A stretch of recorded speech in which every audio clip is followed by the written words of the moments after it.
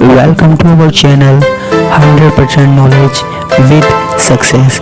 Video देखने से पहले चैनल को सब्सक्राइब कीजिए और बेल आइकॉन दबाइए। स्टूडेंट्स, मैं यश हुसैनी बीएससी सेकेंड ईयर की फिजिक्स क्लास में आपका स्वागत करता हूं। आज की क्लास में हम पढ़ेंगे कंडक्शन बाय ड्रिफ्ट, यानी कि अपवाह द्वारा क्या चालन।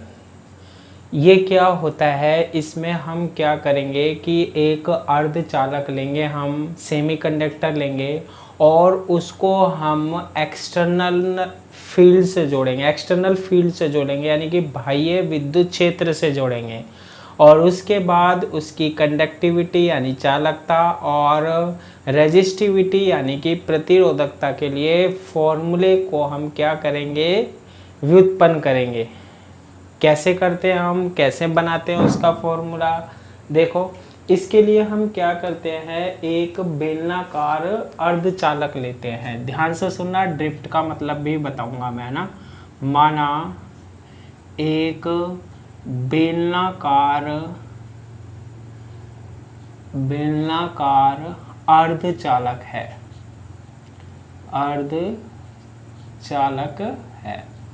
यानी कि हम एक सिलेंड्रिकल सेमीकंडक्टर लेते हैं। ठीक है, सिलेंड्रिकल सेमीकंडक्टर लेते हैं जिसकी लंबाई जो है, L एवं अनुप्रस्थ काट का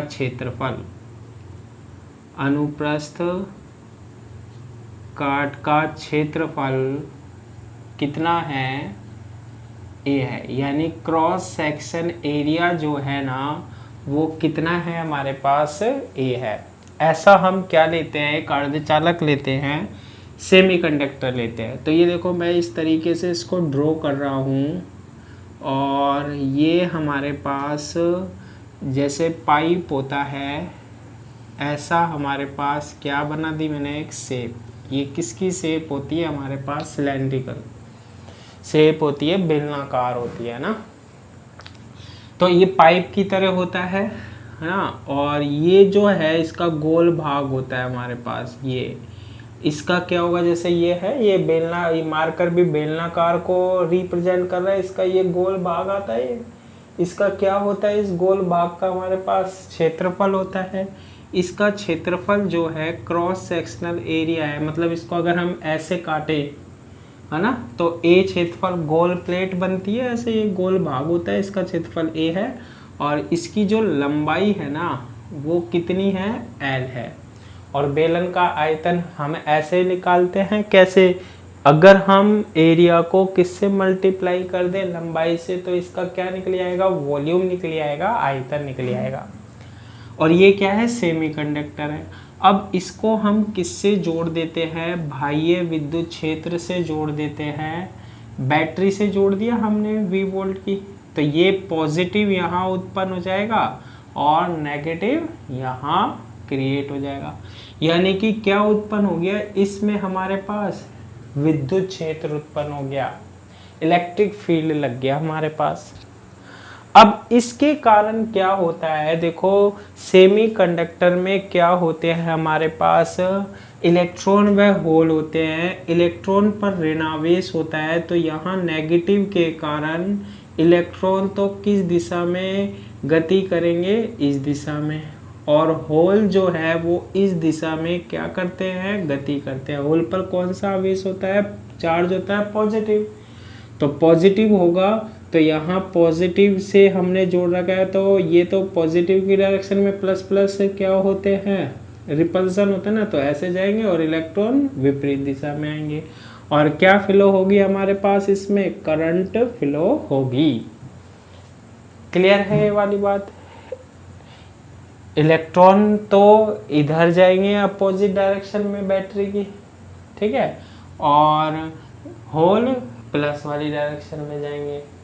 और इस तरीके से इस अर्धचालक में क्या होगी, धारा प्रवाहित होगी। अब ड्रिफ्ट का मतलब समझना क्या होता है, आपने 12th क्लास में भी पढ़ा था। जैसे कोई चालक होता है ना, यानी कंडक्टर होता है, उसमें जो इलेक्ट्रॉन होते हैं ना, वो क्या करते रहते हैं, यादृच्छिक अनियमित गति करते हैं, यानी कि इनका कोई निश्चित मोशन नहीं होता है, कोई सी भी डायरेक्शन में करते रहते हैं। अब जैसे ही हम इसको किससे जोड़ते थे, 12th में पढ़ा था, एक्सटर्नल फील्ड से जोड़ते थे, बैटरी से जोड़ते थे, तो क्या होता था, हमारे पास इनको वेग मिलता था। और ये क्या करते थे, हमारे पास ये जो नेगेटिव होता है ना, ये और इलेक्ट्रॉन पर भी नेगेटिव, तो नेगेटिव नेगेटिव क्या होता है, रिपल्सन होता है, प्रतिकर्षण, जिसके कारण इलेक्ट्रॉन ऐसे क्या करते थे, गति करते थे, एक निश्चित दिशा में गति करते थे, माइनस के कारण ऐसे धकेले गए। और ये जो इलेक्ट्रॉन क्या प्राप्त करते थे, वेग प्राप्त करते थे, औसत वेग जो होता था ना इनका, बाह्य विद्युत क्षेत्र की उपस्थिति में इलेक्ट्रॉन द्वारा प्राप्त गया औसत वेग, वो क्या, कौन सा वेग कहलाता था, कौन सी वेलोसिटी कहलाती थी, ड्रिफ्ट वेलोसिटी कहलाती थी। एक्सटर्नल फील्ड से जोड़ने पर इलेक्ट्रॉन की जो वेलोसिटी होती थी, जो वेग होता था ना, उसे हम क्या बोलते थे, ड्रिफ्ट वेलोसिटी या अपवाह वेग कहते थे। निश्चित दिशा में गति करने लग जाते थे। सेम काम यहाँ है, यहाँ होल भी होते हैं और क्या होते हैं, इलेक्ट्रॉन होते हैं। तो पहले हम इलेक्ट्रॉन के लिए फॉर्मूला बना लेते हैं, फिर अपने आप ही क्या बन जाएगा, होल के लिए फॉर्मूला बन जाएगा। ठीक है, तो देखो क्या होगा, पहले ये कैसी गति करते रहते हैं, अनियमित गति करते रहते हैं। जब, ठीक है, पहले मैं इसको ऐसे लिखता हूं, जब अर्धचालक को सेमीकंडक्टर को बाह्य विद्युत क्षेत्र से जोड़ा जाता है, विद्युत क्षेत्र से क्या किया जाता है, जोड़ा जाता है, ये हमने जोड़ दिया, तो इलेक्ट्रॉन एक निश्चित दिशा में गति करने लग जाते हैं। इलेक्ट्रॉन क्या करेंगे, एक निश्चित दिशा में गति करने लग जाते हैं। तो इलेक्ट्रॉन का अपवाह वेग, और इलेक्ट्रॉन जो वेग प्राप्त कर लेता है वो कौन सा वेग कहलाता है, अपवाह वेग। तो इलेक्ट्रॉन का अपवाह वेग क्या होता है, ve होता है। तो ये कितने वेग से मूव कर रहे हैं, ve वेग से गति कर रहे हैं अब ये, और एक निश्चित दिशा में गति कर रहे हैं, ये बात आपको ध्यान रखना पड़ेगा। अब आपको ये समझना है, ये जो चालक है ना, ये कितना भी बड़ा हो सकता है, अर्धचालक। ठीक है, अब हम क्या करते हैं, जैसे इसका जो आयतन निकल रहा है ना, बेलन का क्या होता है, आयतन होता है, सिलेंडर का आयतन होता है। मान लो इसका आयतन कितना है, 100 मीटर क्यूब है। कितना आयतन है इसका, कितना वॉल्यूम है इसका, 100 मीटर क्यूब है। अब आपको क्या करना है कि इसमें आपके पास क्या होते हैं, इलेक्ट्रॉन और होल होते हैं अर्धचालक में। सेमीकंडक्टर में इलेक्ट्रॉन और होल दोनों होते हैं। तो सबसे पहले आपको इसमें इलेक्ट्रॉनों की संख्या निकालनी है। तो देखो फॉर्मूला बनाने के लिए हम क्या करते हैं, सबसे पहले हम ये 100 मीटर क्यूब तो बहुत बड़ा हो गया, हम क्या करते हैं, एक तरीका लगाते हैं, हम 1 मीटर क्यूब में ज्ञात कर लेते हैं। कितने में, 1 मीटर क्यूब में। ठीक है, जैसे 1 मीटर क्यूब में मान लो आपके पास कितने इलेक्ट्रॉन हैं, n इलेक्ट्रॉन हैं। 1 मीटर क्यूब में कितने इलेक्ट्रॉन हैं, n। 1 मीटर क्यूब तो छोटा हो गया ना आपके पास 100 मीटर क्यूब की तुलना में, तो 1 मीटर क्यूब में इलेक्ट्रॉनों को हमने गिन लिया, कितने हैं, n इलेक्ट्रॉन है। क्लियर है। या फिर हम कह सकते हैं जैसे कि कितने इलेक्ट्रॉन हैं, 5 इलेक्ट्रॉन हैं। तो आपसे पूछा जाए 100 मीटर क्यूब में कितने होंगे, तो 100 मीटर क्यूब, अब 100 मीटर क्यूब जो होगा ना उसमें कितने होंगे, देखो 100 इंटू 1 मीटर क्यूब में कितने हैं, 5, तो कितने होंगे 100 मीटर क्यूब में, 500 इलेक्ट्रॉन होंगे। तो ये निकालने का क्या हो गया, एक तरीका हो गया। तो देखो यहाँ हम फॉर्मूला बनाने के लिए क्या करते हैं, ध्यान से सुनना, माना एकांक आयतन में पर यूनिट वॉल्यूम, ध्यान रखना 1 मीटर क्यूब, जैसे माना एकांक आयतन में इलेक्ट्रॉनों की संख्या यानी 1 मीटर क्यूब में इलेक्ट्रॉनों की संख्या कितनी है, n है। ठीक है, इलेक्ट्रॉनों की संख्या कितनी है, n है। अतः पूरे चालक में इलेक्ट्रॉनों की संख्या क्या होगी, बताओ। इलेक्ट्रॉनों की संख्या is equal to 1 metre cube में कितने हैं, n है। ठीक है, 1 मीटर क्यूब में कितने मान लिए, n है। अब पूरे चालक में ज्ञात करने हैं। पूरे चालक का आयतन अभी मैंने कितना माना था, 100 मीटर क्यूब। तो 100 से क्या कर देते थे हम, गुना कर देते थे। तो अब आप देखो इस पूरे चालक का आयतन कितना है, इस पूरे का आयतन कितना है इसका, 1 मीटर क्यूब में आपके पास कितने इलेक्ट्रॉन हैं, n।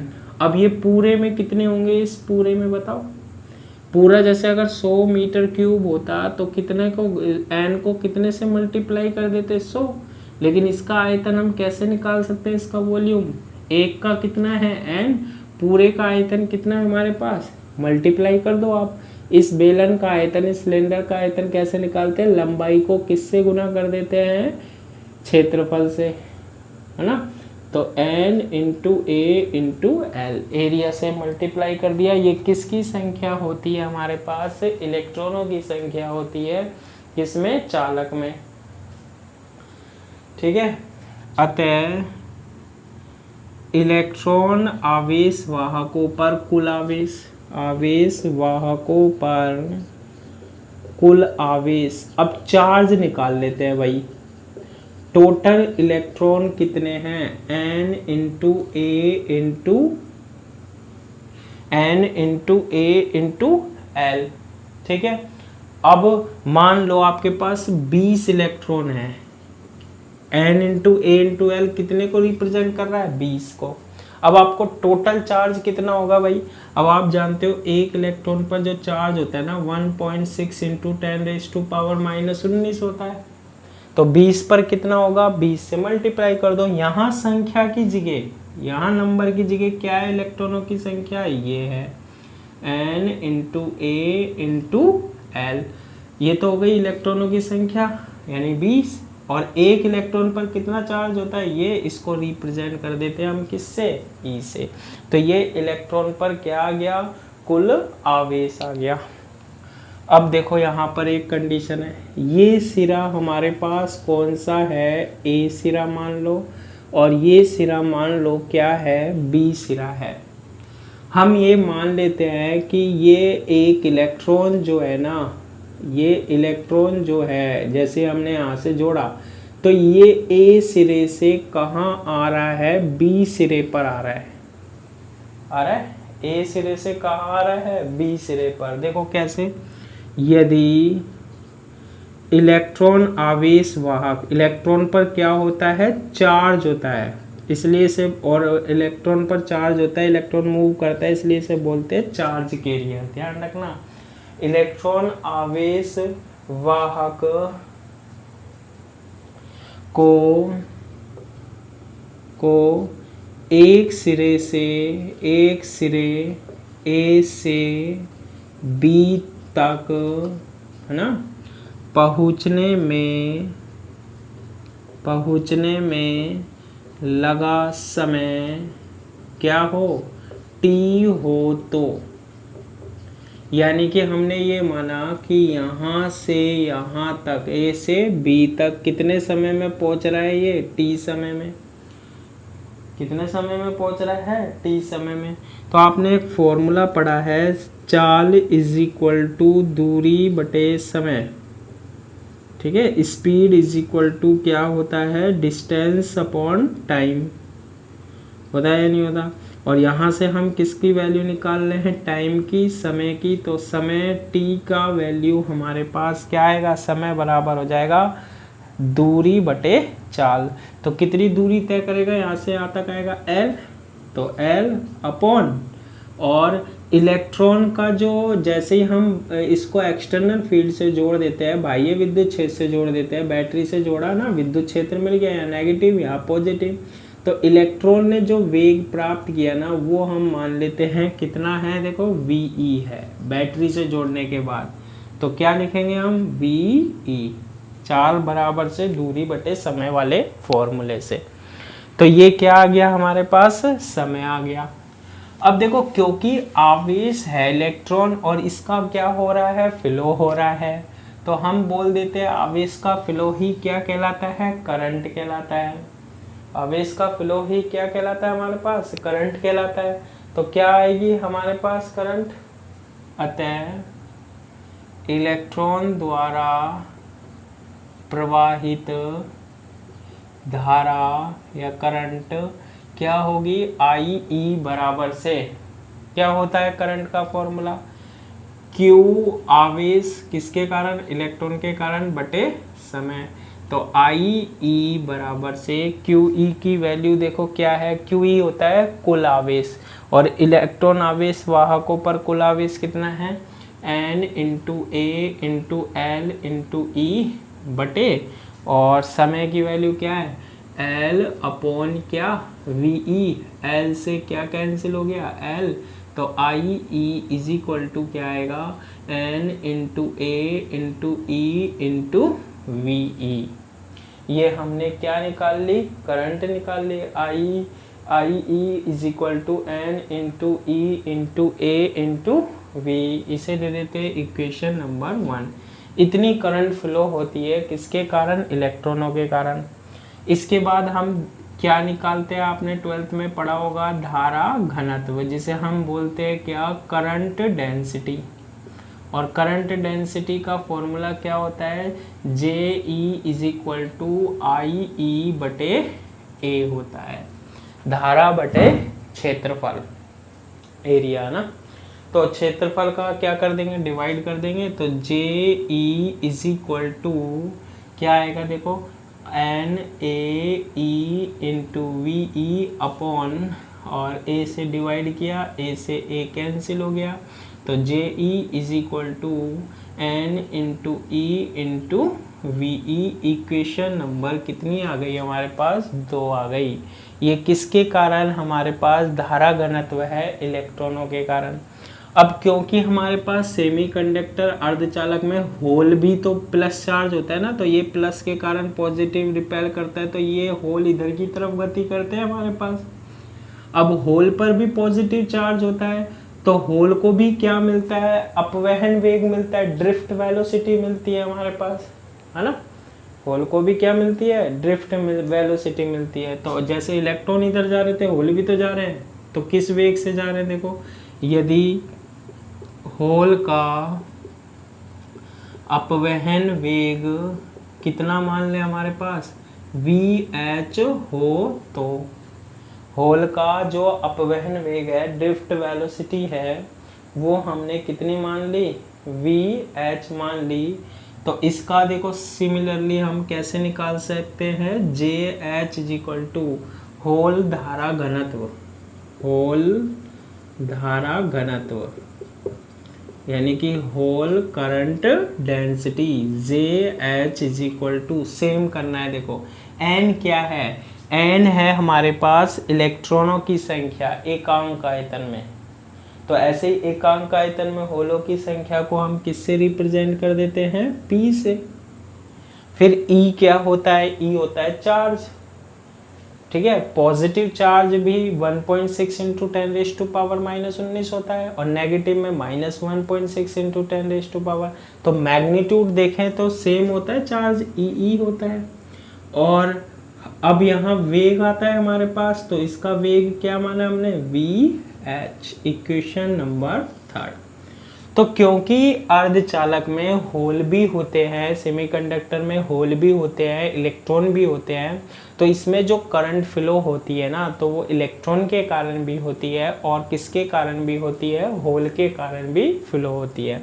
तो हम क्या निकाल लेते हैं, कुल धारा घनत्व, कुल धारा घनत्व, टोटल करंट डेंसिटी क्या आएगी हमारे पास, J is equal to J E plus J H, और J is equal to J E की वैल्यू क्या होती है, N into E into V E, और जे एच की वैल्यू होती है P इंटू ई इंटू क्या, V H. P into E into क्या VH, और J इज इक्वल टू, इसमें से क्या कॉमन आ रहा है, E कॉमन आ रहा है, तो ये बनेगा N into VE plus P into क्या VH। इक्वेशन नंबर 4 बन गई। क्लियर है? तो ये हमने किसकी वैल्यू निकाल ली यहाँ पर, ये आ गया हमारे पास क्या, धारा घनत्व। ठीक है, अब देखो धारा घनत्व को भी हम दूसरे रूप में चेंज कर सकते हैं। आपने ये पढ़ा होगा, फिर भी मैं याद दिला देता हूँ कि ये जो हमारे पास, जैसे हमने यहाँ बैटरी लगाई, यहाँ पर आ गया पॉजिटिव चार्ज आ गया और यहाँ पर क्या आ गया, नेगेटिव चार्ज आ गया, तो यहाँ प्लस और यहाँ माइनस क्या उत्पन्न हो जाता है, हमारे पास इलेक्ट्रिक फील्ड उत्पन्न हो जाता है। सेमीकंडक्टर में क्या उत्पन्न हो जाता है, अर्धचालक में विद्युत क्षेत्र उत्पन्न हो जाता है। क्या उत्पन्न हो जाता है, विद्युत क्षेत्र उत्पन्न हो जाता है। तो जैसे ही हमने ये बैटरी लगाई, विद्युत क्षेत्र उत्पन्न हुआ, नेगेटिव यहाँ मिला तो इलेक्ट्रॉन इधर गए, पॉजिटिव यहाँ मिला, होल पर पॉजिटिव आते हैं तो होल इधर गए, क्योंकि पॉजिटिव पॉजिटिव प्रतिकर्षित करते हैं, रिपल्सन होता है इनमें, है ना, होता है नहीं होता, होता है। तो पॉजिटिव इधर गया, होल इधर गया, और इलेक्ट्रॉन कहाँ आया, इस साइड आया।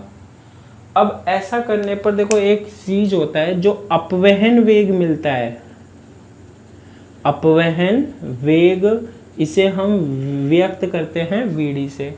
जो इलेक्ट्रॉन यहाँ जा रहे हैं और जो होल जा रहे हैं उनका अपवहन वेग होता है ना, अपवहन वेग जो मिलता है वो किस पर डिपेंड करता है, E पर। यानी कि मैं लिख सकता हूँ अपवहन वेग विद्युत क्षेत्र के क्या होता है, समानुपाती होता है, विद्युत क्षेत्र के समानुपाती होता है। अपवहन वेग किसके समानुपाती होता है, विद्युत क्षेत्र के समानुपाती होता है। यानी कि यहाँ इस पर डिपेंड करता है कि इलेक्ट्रॉन और होल को, इलेक्ट्रॉन इस दिशा में कितने वेग से जा रहे हैं और इस दिशा में होलों का अपवहन वेग कितना है। ठीक है, तो सबसे पहले हम क्या करते हैं, हम यहाँ पर समानुपाती का चिन्ह हटाते हैं। तो सबसे पहले इलेक्ट्रॉन के लिए देखते हैं अपवहन वेग। इलेक्ट्रॉन के लिए क्या बनेगा, देखो VD की जगह मैं लिख देता हूँ VE is proportional to, electric field तो सेम ही लगाएंगे हम, है ना, E। अब यहाँ से समानुपाती का चिन्ह हटाते हैं तो एक हम नियतांक लगाते थे म्यू E इंटू E, जहाँ म्यू E क्या है, म्यू E क्या कहलाती थी हमारे पास, मोबिलिटी यानी गतिशीलता कहलाती थी। ठीक है, ये गतिशीलता को बताती है, मोबिलिटी को बताती है। किसको बताती है, हमारे पास मोबिलिटी को बताती है, गतिशीलता को बताती है। इसी तरीके से हम किसकी बात करते हैं, होल के लिए भी बात करते हैं। तो होल के लिए क्या होगी, VH प्रोपोर्शनल टू E, है ना, और VH इज इक्वल टू क्या, म्यू H इंटू क्या E। और ये किसकी गतिशीलता होगी, म्यू H, किसकी मोबिलिटी होगी, होल की क्या कहलाती है, गतिशीलता कहलाती है। क्लियर है यहाँ तक, ये किसकी गतिशीलता कहलाती है, होल की गतिशीलता कहलाती है। तो इस तरीके से हमारे पास इसमें करंट फ्लो होती है। अब इसकी हम कंडक्टिविटी फाइंड आउट कर सकते हैं, अगर हम इतनी चीज़ें निकाल सकते हैं किससे, इक्वेशन 4 से, समीकरण 4 से क्या निकाल सकते हैं, देखो करंट डेंसिटी जो आ रही है J is equal to E into N, VE की जगह क्या रख सकते हैं, देखो VE की जगह mu E into E, mu E into E plus P आ रहा है, P आ रहा है, और VH की जगह क्या लिख सकते हैं हम, म्यू H इंटू E लिख सकते हैं। तो J is equal to E और हमारे पास N into mu E plus P into mu H into क्या आ जाएगा, E आ जाएगा। और ये जो J है हमारे पास वो क्या कहलाता है, हमारे पास करंट डेंसिटी यानी धारा घनत्व कहलाता है किसका? सेमीकंडक्टर का।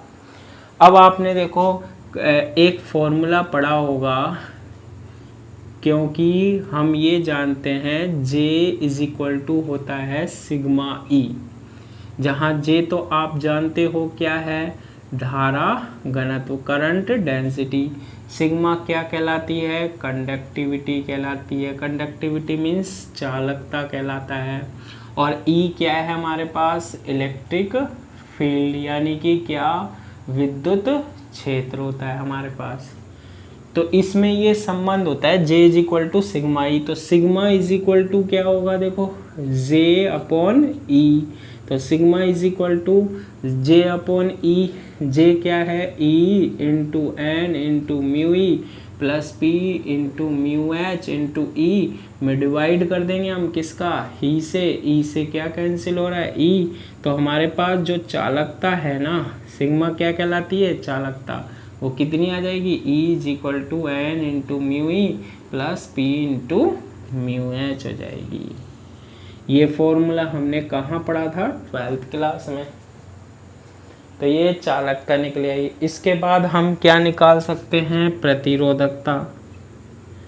प्रतिरोधकता यानी कि क्या? रेजिस्टिविटी। अब देखो प्रतिरोध चालक, जितनी चालकता होगी प्रतिरोध उतना कम होता है, हम जानते हैं। अगर प्रतिरोधकता ज़्यादा होती है तो चालकता कम होती है, चालकता ज़्यादा होती है तो प्रतिरोधकता कम होती है ना। तो ये सिग्मा इज इक्वल टू ये है। अगर हम प्रतिरोधकता निकालते हैं तो किससे व्यक्त करते हैं? आपने खूब पढ़ा है ये, रो से। और प्रतिरोधकता इज इक्वल टू होता है 1 अपॉन क्या? सिग्मा। चालकता का व्युत्क्रम क्या कहलाता है? प्रतिरोधकता कहलाता है। ये सारे फॉर्मूले हम पहले की क्लास में पढ़ चुके हैं। और इज इक्वल टू, अब इसका भी कर दो, E into N into mu E plus P into क्या? Mu H. तो इसका जो रेजिस्टिविटी का जो यूनिट होता है, मात्रक होता है, वो आपने बहुत बार एग्जाम में भी पूछा गया है 12th क्लास में। ओम इंटू क्या होता है? मीटर होता है। तो कई बार इन पर क्वेश्चन आ जाता है, ज़्यादा नहीं आता, लेकिन हमें पढ़ा होना चाहिए कि जो चालकता का फॉर्मूला होता है अर्धचालकों के लिए, प्रतिरोधकता का फॉर्मूला होता है, वो किस तरीके से हम क्या कर सकते हैं? प्रूव कर सकते हैं, बना सकते हैं हम फॉर्मूला। तो इस तरीके से हम इसको ड्राइव कर सकते हैं ना। आज की क्लास में इतना ही। Thank you.